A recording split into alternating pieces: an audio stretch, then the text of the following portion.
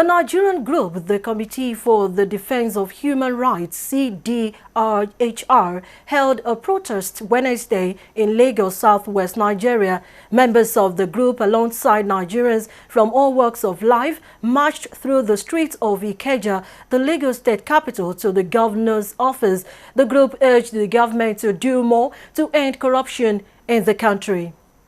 The protest today is in solid support of the anti-corruption war and all that is going on. Indeed, we are saying we even need to see the strategy so that beyond the recovery of our looted fund, we want to know what was recovered, how much that will translate into developmental programs, and then the strategy of ending corruption in the country, which is essentially to deal with the socio-economic conditions that lead to corruption in the first place. If you fix power, create jobs, create utilities and other social amenities, you will reduce corruption. But for as long as you keep running around, you are reacting and you are not proactively dealing with it. What we have seen is that we cannot see that indication of change.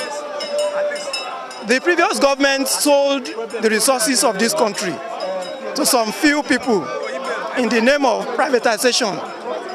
Now we expect a country that wants to return power to the people to recover some of these things that people shared among themselves and return it to the people. I think Nigerians should be the ones to determine how and when and how corruption should be fought, not the president. If Nigerians are conscious and they are truly aware of what they need to do. And what the political class should do, represented by the president himself, President Buhari, is to take a cue from Nigerians. Otherwise, if you leave these things in the hands of the politicians, it is going to be scuttled at the end of the day, just like you have just rightly said, that if you fight corruption, it fights back. So what do?